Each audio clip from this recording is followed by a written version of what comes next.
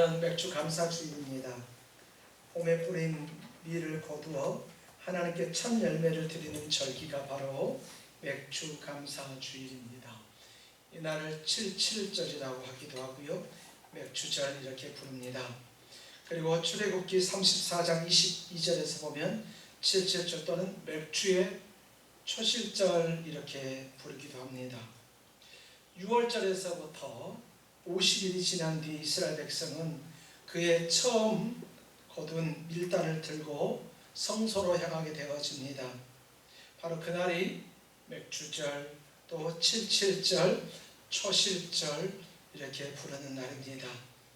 오늘 우리가 읽은 신명기 26장은 바로 그 첫 열매를 하나님께 드리는 예식의 말씀입니다. 유대인의 3대 절기 가운데 유월절이 있습니다.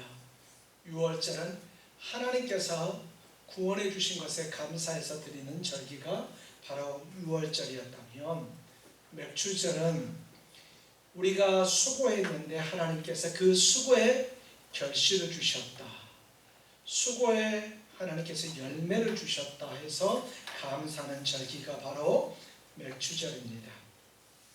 광야를 지나가 마침내 가나안 땅에 들어가 씨를 뿌리고 그 땅에서 처음 곡식을 거두게 되면 이렇게 하라는 것입니다.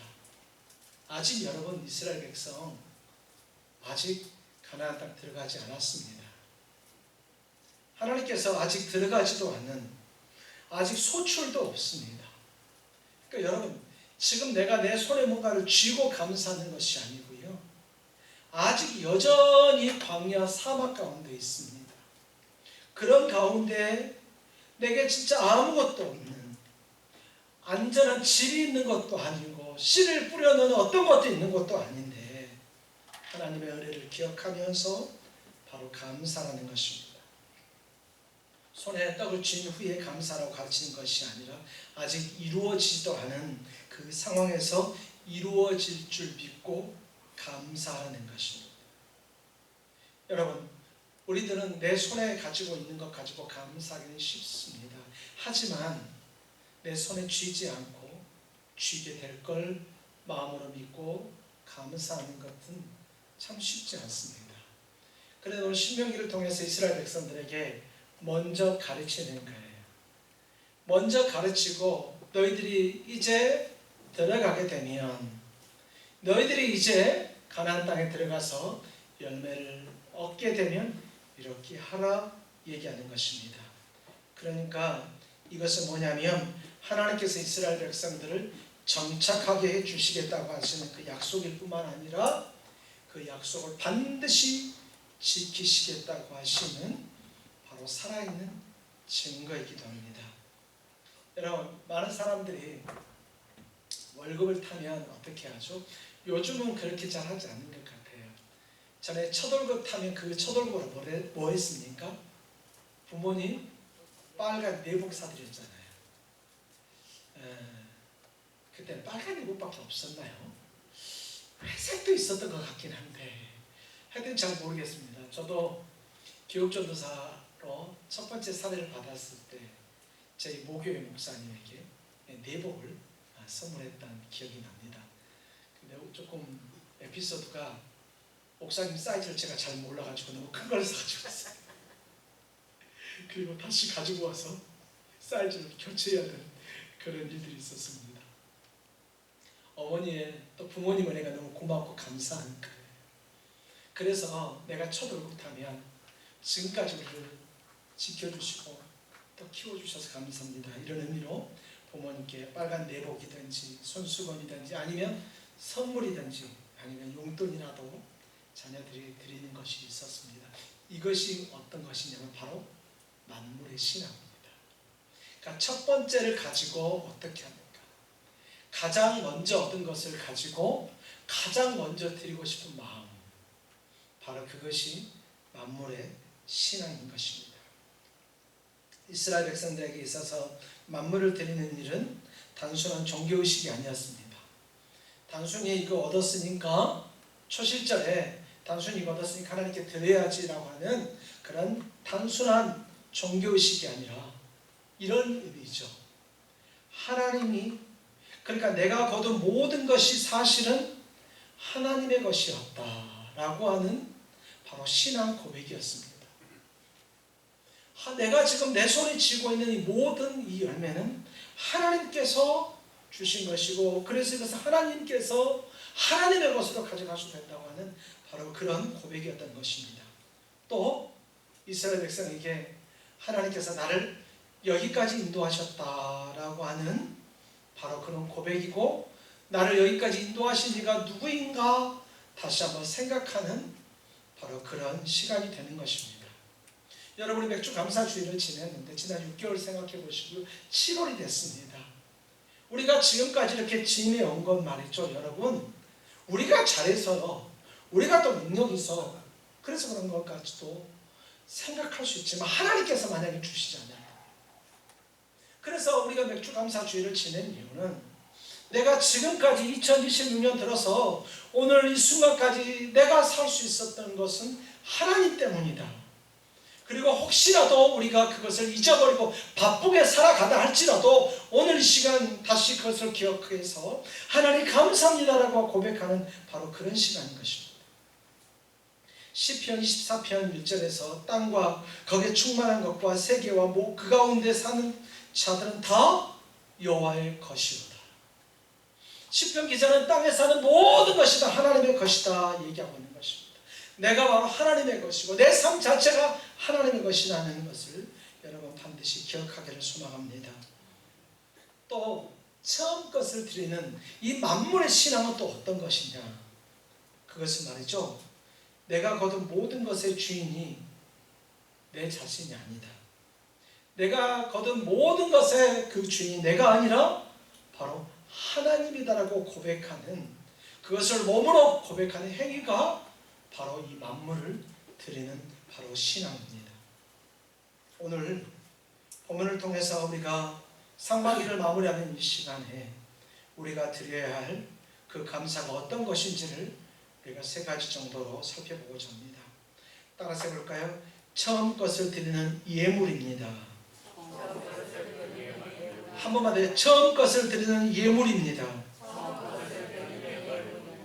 2절에 보니까 내 하나님 여호와께서 내게 주신 땅에서 거둔, 땅에서 그 토지의 소산의 모든 소산을 만물을 거둔 후에 그것을 가져다가 이렇게 얘기하고 있습니다. 그러니까 내 하나님 여호와께서 내게 주신 땅의 모든 소산의 만물을 거두어라고 이렇게 말하고 있습니다. 여기 여러분 만물이라고 하는 이 히브리어가 레시트라고 하고 있습니다. 이 레시트가 어떤가 하냐면, 우리 오예배 때 같이 말씀 보고 있는데 창세기 1장 1절에 태초에 하나님이 천지를 창조하시니라 할 때 그 태초가 히브리어로 베레시트거든요. 바로 거기에서 시작된 말이 바로 여기 이 만물 처음과 레시트입니다. 그러니까 단순히 처음 것만을 얘기하는 것이 아니라 으뜸이 되는 것이고 최선을 말하는 것이고, 내게 있어서 가장 중요한 것을 얘기할 때 바로 여기 레시트, 바로 만물을 얘기합니다. 여러분 하나님 앞에 올 때 말이죠, 쓰고 남는 거 드리는 거 아니에요. 하나님 앞에 올 때 쓰고 찌꺼기 드리는 거 아니에요. 우리가 성전에서 나와서 우리가 어떻게 생활하는가, 또 예배자의 법칙을 우리가 살펴볼 때 11조에도 얘기를 했습니다. 11조가 오염되면 안 된다고, 헌금이 오염되면 안 된다고 그랬습니다. 미리미리 준비를 해야 되는 거예요. 주머니에 뒤지다가 어디 있으니까 그냥 가지고 와서 꾸겨서 넣는 것이 아니라 미리미리 준비해서 하나님께 드려야 된다고 했던 것처럼, 오늘 여기 만물을 가지고 와라고 했는 이것은 내게 있어서 가장 중요한 것을 드리는 것입니다. 추상급 중에서 가장 좋은 것, 가장 먼저 익은 이삭을 골라서 가져오는 것이었습니다. 오늘 오후에 우리가 창세기 4장 말씀을 보게 되는데, 가인과 아벨의 제사가 갈려졌던 이유도 바로 그것이었습니다. 아벨은 양의 첫 새끼를 그 기름과 함께 드렸습니다. 근데 가인은요, 땅의 소산을 드린 것입니다. 그래서 그 본문에서도 이 만물, 여기서 첫 새끼라고 하는 처음 것에 대한 이 레시트, 이 표현은 말이죠, 아벨에게만 주어진 거예요. 그러니까 아벨은 하나님 앞에 나올 때 자기의 최선을 가지고 하나님 앞에 드린 거예요. 하지만 가인은 땅의 소산만 그저 가지고 온 것입니다. 하나님께서 받으신 것은 그 속에 담긴 처음 것을 받으신 것입니다. 하나님께서 받지 않은 것은 뭐냐면 형식적으로 드리는 것을 하나님께서 받지 않으셨다는 거예요. 여러분, 우리가 성찬식을 하는데 이것이 얼마나 귀중한지 모릅니다. 혹시라도 성찬식을 하다가 잘못하고 성찬 예식을 혹시라도 실수하게 되면 교회에서 7일을 담을 수 있습니다. 성찬의 이 교회의 가장 중요한 예식인 이것 자체가 하나님 앞에서 제대로 하지 못하면 더 이상 수찬할 수 없습니다. 장로님들에게 있어서 성찬 예식을 수찬한다는 것은 가장 큰 권리이기도 하지만 가장 두려운 일이기도 합니다. 왜냐하면 하나님께서 정하신 것이니까. 오늘 이 맥주 감사 주일 하나님께서 우리에게 처음 것을 가져오라고 하나님께서 정하시는 것입니다. 그리고 계속해서 그 예물을 가지고 바구니에 담아 가지고 오라 얘기하고 있습니다. 유대인들의 전승에 의하면 미시나나 탈무드나 여러 곳에 보면 이 맥주 감사 주일을 드릴 때 말이죠, 돈 있는 사람들은 바구니에다 가져오지 않고 금바구니, 금쟁반 같은데, 은쟁반 같은데 가져온다고 그래요. 근데 오늘 성경에서는 뭐라고 얘기하냐면 바구니에 가져와라 이렇게 얘기합니다. 그것도 어떤 바구니? 버드나무 가지로 만든 소소한 바구니 있지 않습니까? 일상적으로 쓰고 있는 그 소소한 바구니에다가 처음 익은 그 열매를 가지고 오라 그렇게 얘기하고 말씀하고 있습니다. 하나님은 말이죠, 그릇을 보는 분이 아니세요. 하나님은 어떤 그릇을 보는 것이 아니라 그 재질을 보는 것이 아니라 그것이 만물이냐 만물이 아니냐 바로 그걸 보신다는 것입니다. 예배도 마찬가지고 헌신도 마찬가지입니다. 형편과 조건 다 저마다 다릅니다. 어떤 사람은 형편이 돼서 이렇게 헌신하고 어떤 사람은 형편이 되지 않아서 더 저렇게 헌신합니다.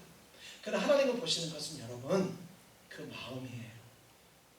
내가 내 최선을 다하는가 그렇지 않은가, 내 형편상 내 처지상 내 신앙생활할 때 내가 하나님 앞에 가장 좋은 것을 드리는가 그렇지 아니한가를 우리는 항상 살필 수 있어야 합니다.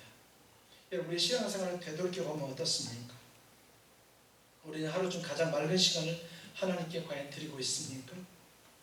아니면 지치고 피곤한 마지막 시간을 겨우 하나님께 내드려서 하나님 그렇게 한번 이름을 부릅니까? 그것도 아니면 하루하루의 삶, 매일매일의 삶, 우리 일생의 삶을 살아가면서 하나님의 이름도 부르지 않고 하나님 앞에 기도하지도 않고 하나님 앞에 내 시간도 내어드리지 않으면서 모든 삶의 주인이 아닌 것처럼 그렇게 살고 있는 것은 아닙니까?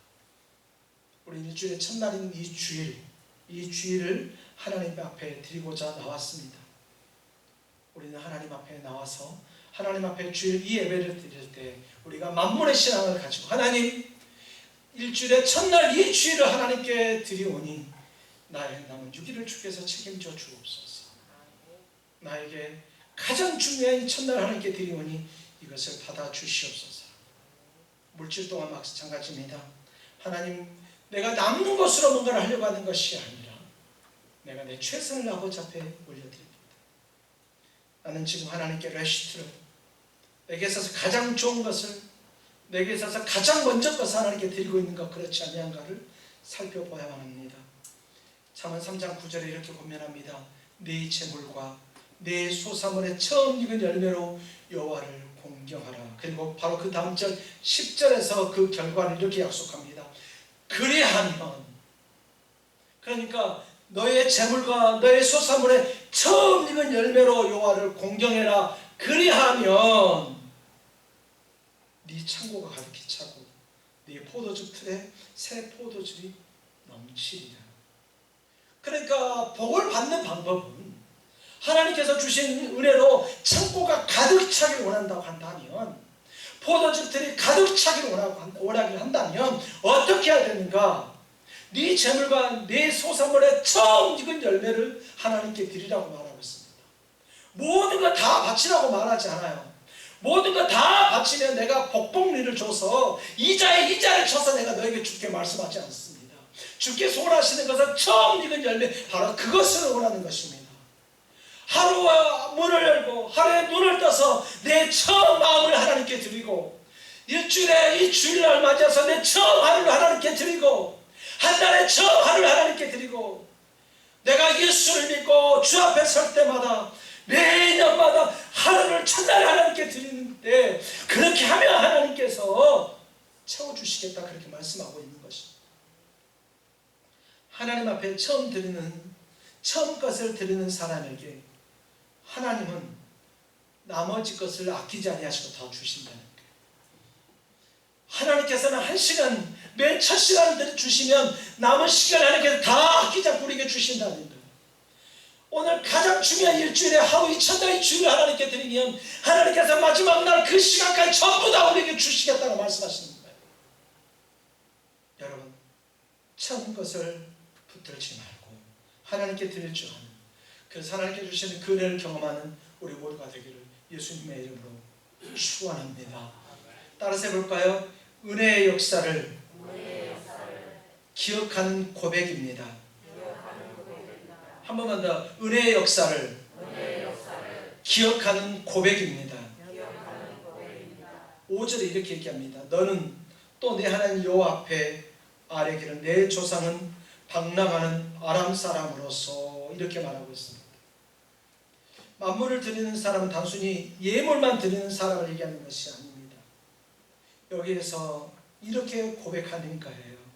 내 조상은 방랑하는 아람 사람으로서 애굽에 내려가서 거기에서 소수로 고려하였더니 거기에서 크고 강하고 번성한 민족이 되었다 이렇게 얘기하고 있습니다.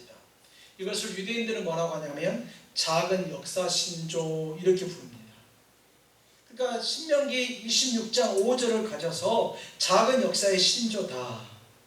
그러니까 조상들의 공부함으로부터 시작해서 지금 오늘 이르기까지 한, 오늘 이 풍성함에 이르기까지 한 이것이 모두 하나님의 은혜다. 그 은혜를 모두 통틀어서 아주 짧게 말한 바로 그 고백, 바로 그것이 신명기 26장 5절입니다. 여기에 보니까 내 하나님 여호와 앞에 아뢰기를 내 조상은 방랑하는 아람 사람 이렇게 얘기하고 있습니다. 방랑하는 아람 사람이다. 여기서 방랑하다는 것은 단순히 그냥 거할 곳이 없어서 왔다 갔다 하는 것이 아닙니다. 히브리어 언어의 그 뜻을 보니까 조금 더 깊이 냈는데 방랑하는 아람 사람은 결국은 이러다가 소멸될 사람, 결국 이러다 없어질 사람, 결국 이러다 민족도 사라져버릴 것 같은 바로 그런 의미를 가지고 있는 것이 여기 방랑하는 것입니다. 그러니까 이스라엘의 조상들은 말이죠, 그저 이것저것 떠돌아 다니는 거예요. 아브라함이 있지 않습니까? 가나안 땅에 정착하지 못할 때 말이죠, 애국을 갔다가 여기 갔다가 저기 갔다가 했던 것처럼 말이죠, 막 떠돌아다니는 거예요. 그러다가 큰 군대라도 만나면 한 방에 그 민족 다 죽는 거예요. 큰 군인들 만나면 하나님께서 돌봐주시지 않으면 아브라함의 가족 한순간에 다 죽는 거예요. 끝나는 거예요. 그런 삶, 이스라엘은 그렇게 고백하는 거예요. 우리는 그런 삶이었는데, 그런 사람들이었는데, 역사 속에서 흔적도 없이 지워져 버릴 뻔했는데, 그런 그들을 하나님께서 붙드셔서 큰 민족을 이루셨다. 그래서 종되었던 애굽에 가서 하나님께서 강하고 번성한 민족으로 우리를 삼아주셨다. 그렇게 말씀하고 있는 것입니다. 8절에 보니까 여호와께서 강한 손과 편팔과 큰 위엄과 이적과 기사로 우리를 애굽에서 인도하여 내셨다. 그렇게 말하고 있습니다. 성경에서 강한 손이라는 표현이 많이 나와요. 편팔이라는 얘기가 많이 나와요. 이것은 하나님의 절대적인 능력을 얘기할 때 그렇게 얘기합니다. 여러분, 하나님의 절대적인 능력인 강한 손과 편팔을 가지고 지금 여기는 저와 여러분들을 지키고 계심을 믿으시기를 소망합니다. 저와 여러분을 지키고 계심을 믿으시기를 소망합니다. 아무 힘도 없던 노예 백성, 어떤 사람도 눈여겨보지도 않는 노예 같은 백성, 가장 강력했던 그 애국 제국, 거기에서 그 노예들이 나온다는 건 상상할 수도 없습니다. 그러나 강한 손과 편팔로 상징되고 있는 하나님의 그 절대적인 능력이 이스라엘 백성들을 거기서 건져내셨다는 것입니다. 그 능력이 오늘 이 밀 이상 한 달 속에서도 동일하게 담겨져 있다는 것입니다.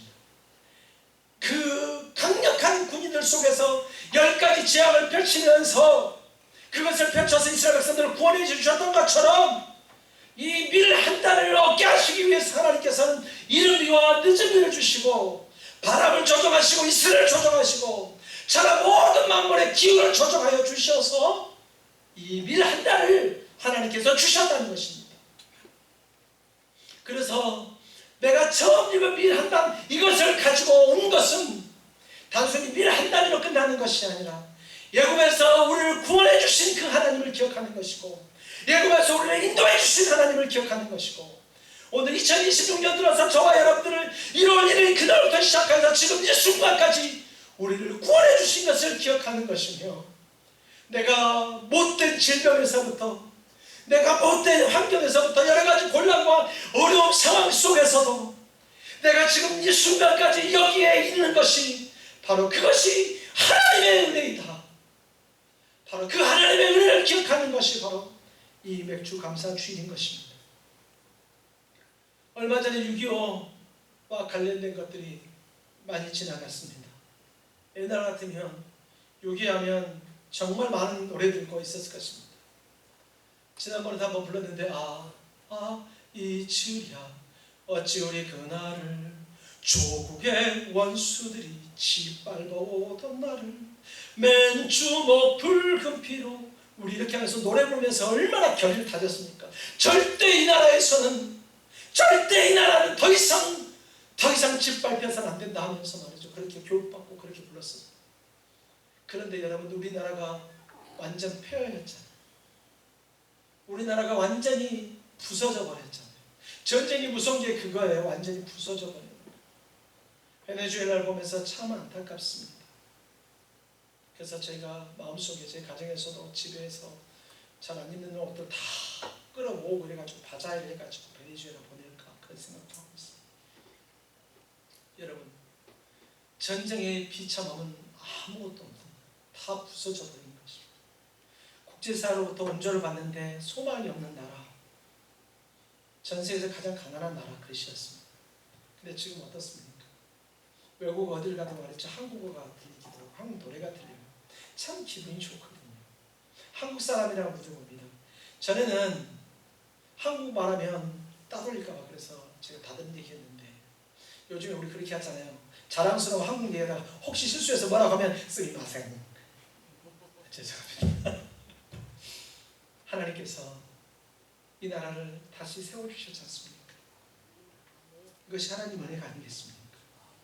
아무것도 없던 자리, 멸망할 뻔했던 그 자리, 정말 하나님께서 내주지 않았다면 여전히 전쟁의 폐허 속에서 여기저기 굴러다니는 탄피 주워가지고 여기저기 굴러다니는 썩은 그 철목 위에다가 모아가지고 와서 곡물상 가서 팔고 미국인들 지나가면 기분이 초콜릿도 하고 있을 것이고 어떻게 해서든 하나라도 차지하려고 싸우고 다툴 거 아닙니까? 그런데 하나님께서 지켜주신 은혜가 너무나도 크고 큽니다. 여러분의 지난 상반기는 어땠습니까? 만약 하나님의 손이 없었으면 어떻게 됐을까요? 하나님의 은혜가 없었으면 어떻게 됐을까요? 운전하다 보면 정말 자주 느낍니다. 위험하게 갑자기 껴들어오는 차량 때문에 절대 졸지 않지만 갑자기 어느 순간 저도 위해서 갑자기 잠깐 졸았을 때, 길을 갔는데 위험한 상황이 생겼을 때, TV 뉴스를 보면 묻지 않고 그냥 지나가는 사람 잡고 사람들을 해야 할 때 거기에 내가 만약 당사자였다면 우리를 어떻게 했습니까? 하나님께서 지켜주지 않았다면 결코 어려울 수밖에 없습니다.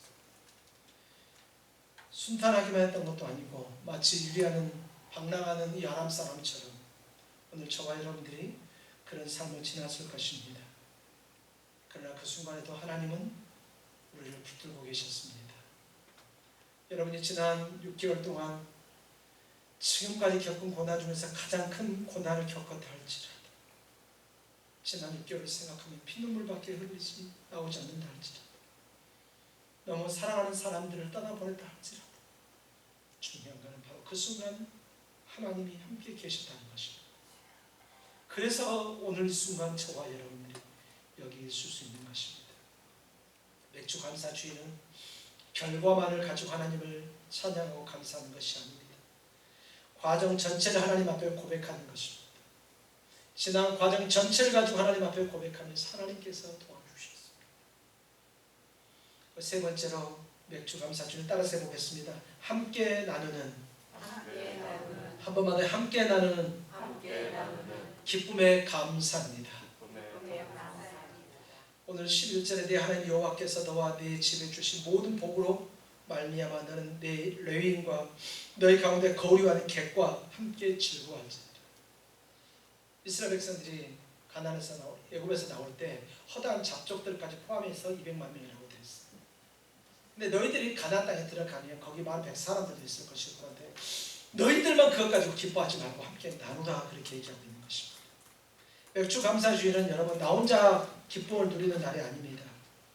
여기에서 즐거워하다라고 하는, 여기 함께 즐거워하라라고 이렇게 하는 이 즐거움은 단순히 개인의 즐거움을 얘기하는 것이 아니라 공동체 기쁨을 말하는 것입니다.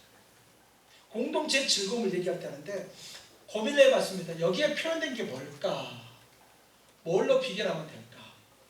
그냥 여러분 좀 죄송합니다. 좀 상당히 옛날로 가서 2002년 월드컵 때 우리가 올라갈 때 어땠습니까? 난리가 났잖아요.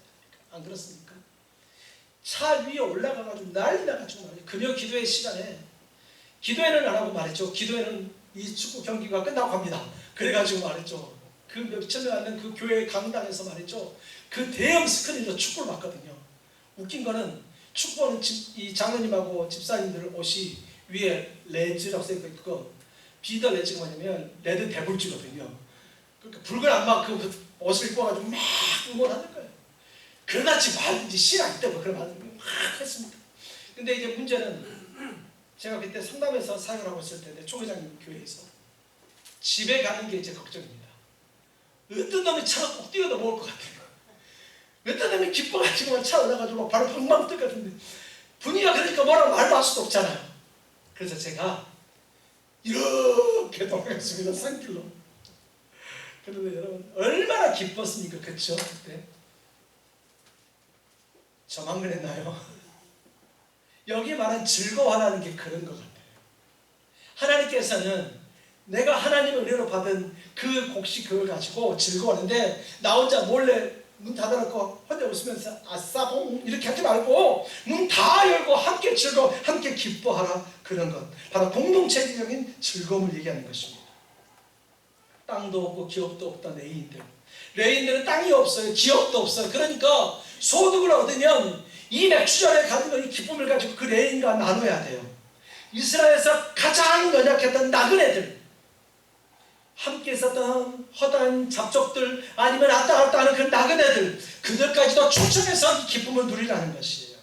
하나님께서 주신 복은 나 혼자 누리는 것이 아니에요. 나누는 순간, 이웃과 나누는 순간 비로소 그것이 완성이 되어지는 것입니다. 그래서 레위기 23장 22절에 보면 너희는 땅 곡물을 벨 때에 밭 모퉁이까지 다 거두지 말고 떨어진 이삭도 줍지 말고 가난한 자와 고리민을 위하여 버려두라, 이렇게 얘기하고 있습니다. 그러니까 레위기에, 아니 오늘 신명기에서 말하는 여기에서부터 시작해서 처음 추수하는 그 순간부터 하나님은 무엇을 기억하느냐? 코로나는 놔두라는 거예요. 그냥 그것까지 다 베지 말라는 거예요. 있는 것들이 더한다고 끝까지 나무기 나락 하나도 안 나는 거 이렇게 하지 말라는 거예요. 일부러 놓으라는 거예요. 일부러 놔두라는 거예요. 그래서 고아도 있고 과부들도 와서 거기서 걷어가고 하고, 로키도 거기 가서 걷고 여기서 걷고 다 걷어가라는 거예요. 이게 하나님의 은혜고 이것이 하나님의 감사를 나누는 것입니다. 여러분 결론적으로 알아보기로 합니다. 2차 대전이 끝난 후에 유럽의 여러 마을에서 극심한 식량난이 있었습니다. 근데 그때 배급받은 그 빵을 가지고 모든 이웃들이 다 나눠 먹었습니다.